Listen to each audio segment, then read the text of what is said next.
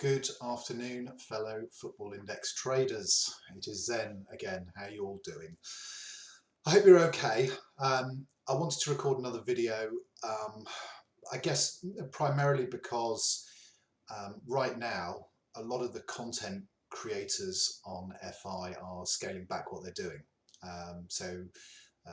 The podcasts are kind of drying up and there's a bit of a vacuum, and I don't know if my thoughts are helpful or useful, but I just felt like I wanted to try and put something out there for people who want something, some thoughts, some sort of somebody trying to make sense of all this. In my last video, I talked about the personal side of what has happened with Football Index in the last few days, and talked about how we can think about trying to process it for ourselves. Today, I want to talk about Football Index, the company, and my thoughts about what's happened and where we go from here. And I'll try and keep it succinct because there are literally a million things that I could say about the whole history of the last 12 plus months on Football Index, and I don't want to make this an enormous hour-long rant and ramble through ancient history. But I do think there are three key questions that we still don't have answers to that we are speculating on, and I have views on that I'd like to share with you. So the first question is this: are Football Index a bunch of crooks? And who is responsible for the mess that we're in? So the short answer is, having thought it through and having read a lot of opinion, I don't think Football Index are crooks, in the sense that I don't think this is some kind of long con, some kind of, I don't think Adam Cole is Bernie Madoff. And I don't think that this has been an exercise to end up with £60 million of our money in their pockets with a flight booked to a non-extradition country. I do think that this is a process that has come out of the sort of company that has a great deal of success fairly quickly, has a rapidly growing product, and gets both very lax with safe sustainability thoughts and protecting customers, and also develops quite a bullish, macho, we're invincible, we're going to take on the world culture that leads people to, again, not want to listen to those saying, should we be doing something to make it sustainable? Should we be applying handbrakes to growth gently and early in the process? No, they want more, we want more, let's push ahead. I also think that in more recent weeks, under Mike Bohan's tenure as CEO, we could agree that there are probably more elements of sharp practice that have come in. And so, again, does that make Mike a crook? No, but it depends perhaps whether your view is that other comparable people in the business world are crooks or not. Let's take someone like Mike Ashley or Philip Green. Now, there's a lot of people who, if you ask the question, is Mike Ashley a crook? Some people would say, yeah, damn right he is. And yet he's a guy who's had to put up with a lot of scrutiny over his business practices. And as we stand today, Mike Ashley has not been charged with any crime and he's not in jail, nor is Philip Green for that matter. So there are business people out there who are sharp operators, are not particularly ethically driven, and especially in tough times. Perhaps one thing we could say is that even the best of us are more ethical and more generous when times are good, and when times are bad, and pressure comes on, we all retreat to being a little bit more selfish, and a little bit more prepared to do whatever it takes to protect ourselves. I'm a business person myself. I have a company, and if you ask me, you know, am I as generous and unchanging in my ethical standpoint in tough business times as I am in good times? Not always. Sometimes you have to make good people redundant. Sometimes you have to make decisions about who you pay, because you can't pay everybody. You know, that there are, in tough business times, you come to have to make tough decisions like that. So I don't want to make a lot of excuses for FI, but to answer the charge, are they crooks? Have they done something illegal? No, I don't believe that they have. I believe that if there is any attempt to prove such, I don't think it's going to get very far, sadly. So I'm not going to waste my personal energy on looking into that whole side of things. Having said that, there are an enormous amount of questions to answer, and we do deserve answers. And one thing that FI has never been very good at is transparency and real tangible rationale for their business decisions.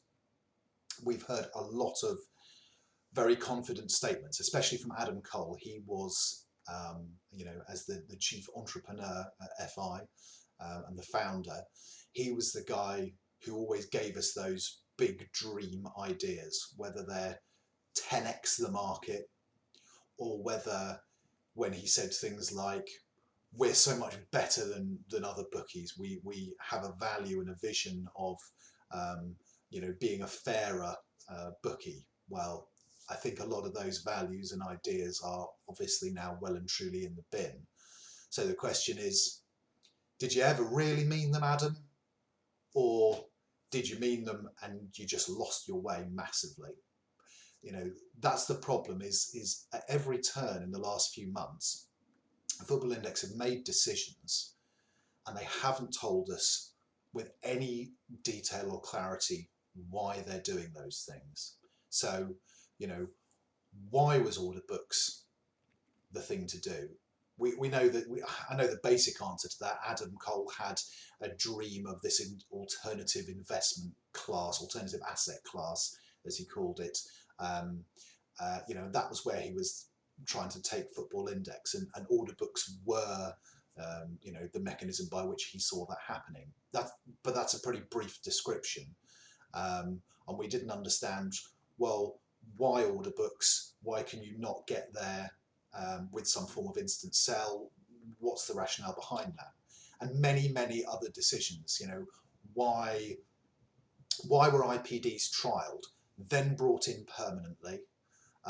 Why did we go to 5 times IPDs, and then why were they whipped away? You know, all of these things happened in a short space of time, and we couldn't follow the logic of really what was going on, because things were chopping and changing so much, and particularly since November, since we had a sort of flurry of comms between September and October around order books. Since November, Football Index have told us very, very little, and that was the end of Adam's tenure as CEO and Mike taking over, and since Mike has been here.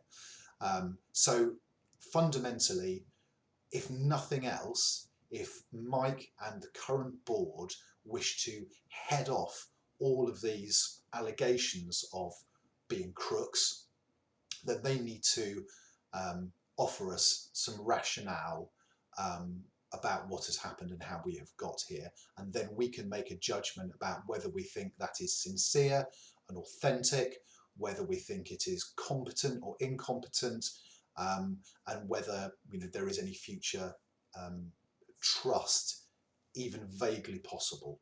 either with the current board or another, the same brand but with a different management team in place. We need to be able to make that judgment as customers. FI owe us that explanation.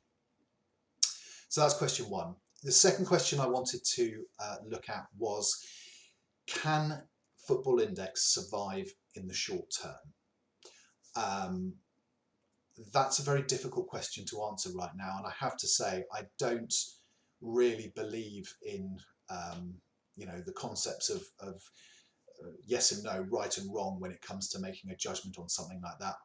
As a trader, I try and think in probabilities. Right now, if I'm honest, I would say that my hunch is that FI's chances of short-term survival are less than 50%, maybe 65-35, something like that. And the reason I say that is because I think they have backed themselves into an almighty corner with everything that has happened, everything that we've just talked about, the lack of transparency, the scale of the crashes, the scale of the whole market moving down over the last few months are such that the position is now extremely parlous. And the route out of this is certainly not easy, especially if we consider that it may well involve a complete management restructure. Are FI even capable of doing that restructure?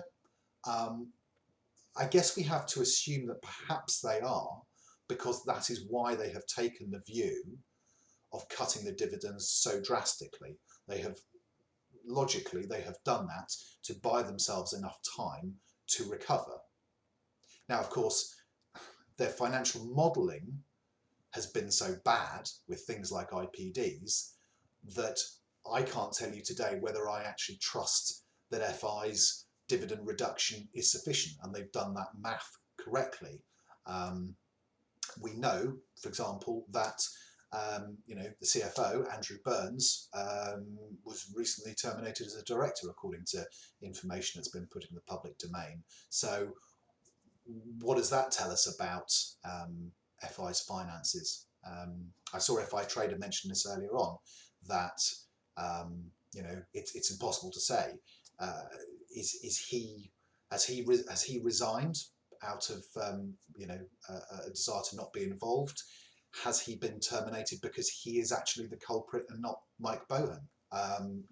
That's not beyond the realms of possibility. If you look at a recent business that got into very serious financial difficulty, Patisserie Valerie, that was one where everybody assumed the board had been incompetent, and it turned out that the finance director ended up being charged by the police because he was the culprit. So right now, as much as we're throwing an awful lot of shade at Mike, and he may well deserve at least some of it, we don't know whether there's a possible alternative culprit here. So let's not go all Judge Dredd and make ourselves judge and jury on any one person at this particular point in time. We need information.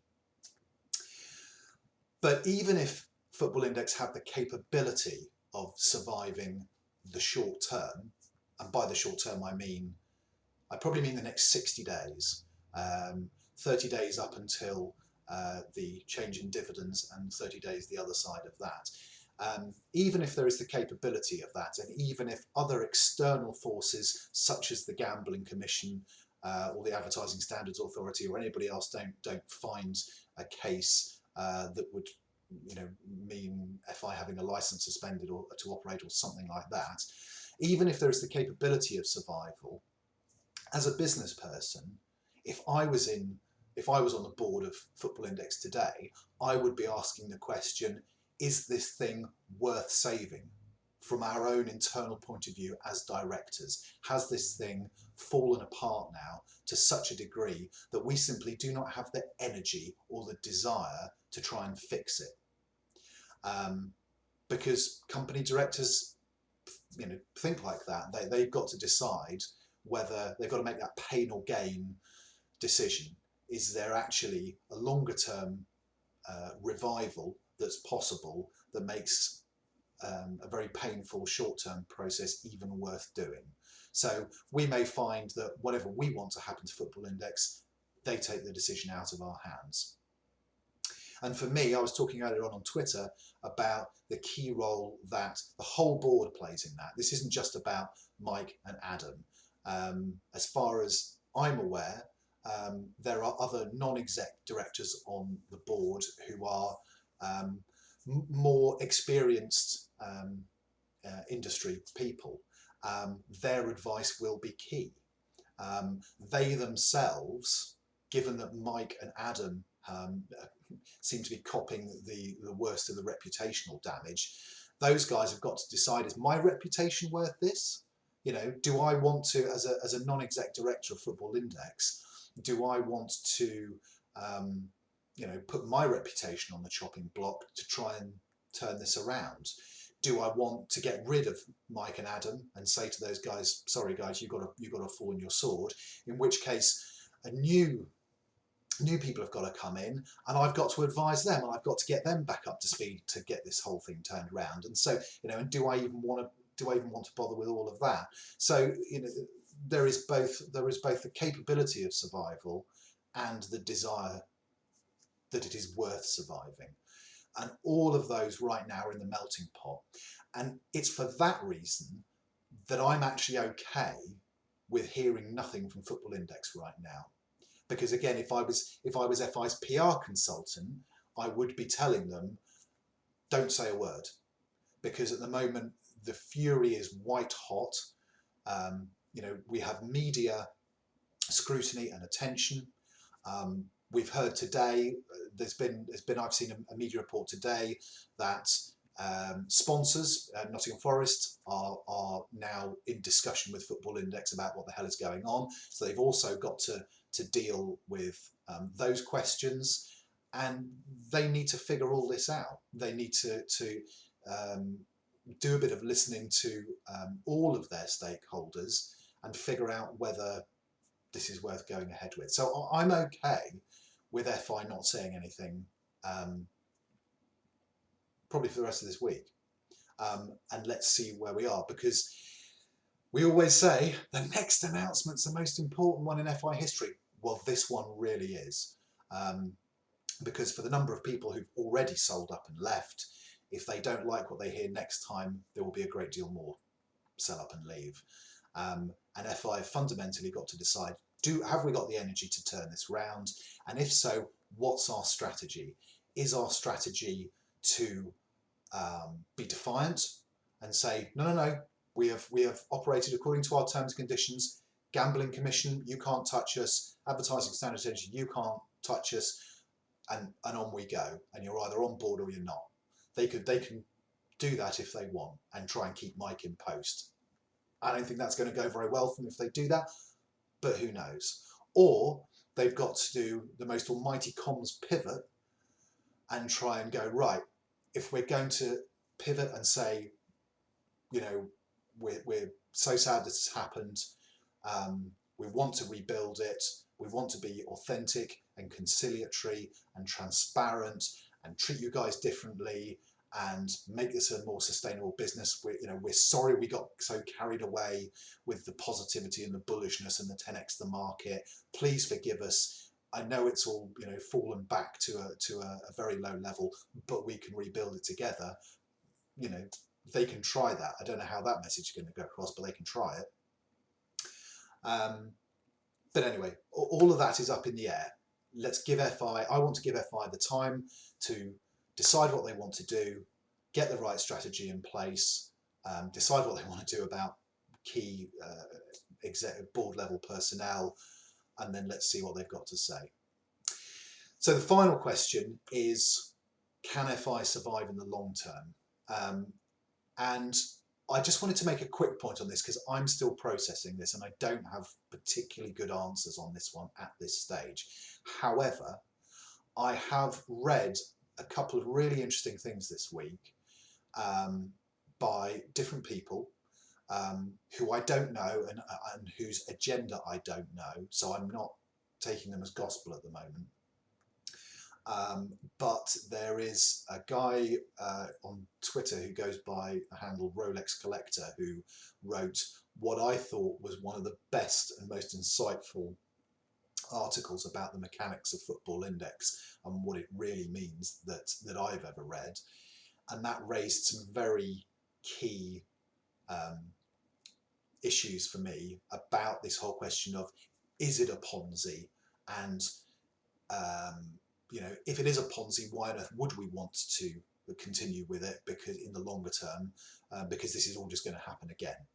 And I'm starting to form some thoughts about whether I really believe it's a Ponzi or not. I've also read the article that Khan Berry has put out, because although Khan is, you know, anathema to a great many Football Index traders, I am absolutely prepared to sit and consider, you know, analytically the validity of things that he says. And he's put a thing out today talking about the model, which includes some views about why Football Index remains unsustainable, and why even if we got over all of this recent hullabaloo, there's still a long-term problem there. So, you know, I encourage everybody to read this stuff, you know, rather than just pouring fury into the social media void. I encourage you to read more, understand more, you know, as you start to come to terms with what has happened. Let us arm ourselves with information. Let us not exclude the views of anyone. But fundamentally, you know, we have to all decide, in order to inform our personal strategy, we all have to decide whether we think FI can survive A, the short term, and B, the long term. At the moment, as I say, my personal strategy, because it's where I'm at personally, I'm going to continue in a very controlled and measured way. So my decision, in conjunction with my wife, is that I am going to continue to trade. I am going to continue to buy where I see logical value in buying, with the dividends that I'm generating at the moment. I'm not going to deposit any more money into Football Index, absolutely not. And in fact, I haven't deposited any money into Football Index for a long time. But I am taking, that's my personal situation. I'm, you know, in for a penny, in for a pound, and I think I can better my current position.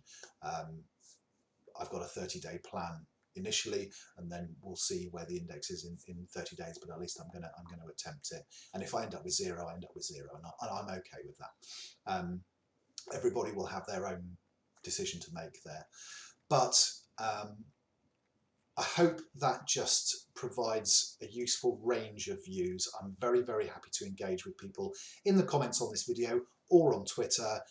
You can find me at ZenFI Trading, and I will happily, you know, engage with anybody who wants to discuss, you know, any sensible point of view from whatever perspective. So again, let's see what happens. And, you know, as always, the parting message: please, you know, look after your health, your mental health, and, you know, ask the community, your family, whoever is appropriate. But knowledge and discussion and communication are the antidote to feeling lost, alone, and afraid. So do reach out if you need it. Thanks, everybody. I'm going to wait now. I'm not going to try and do another video until we've had some sense out of Football Index. But when we do hear from them, I will make another video with reaction to that. So take care, everybody. See you soon.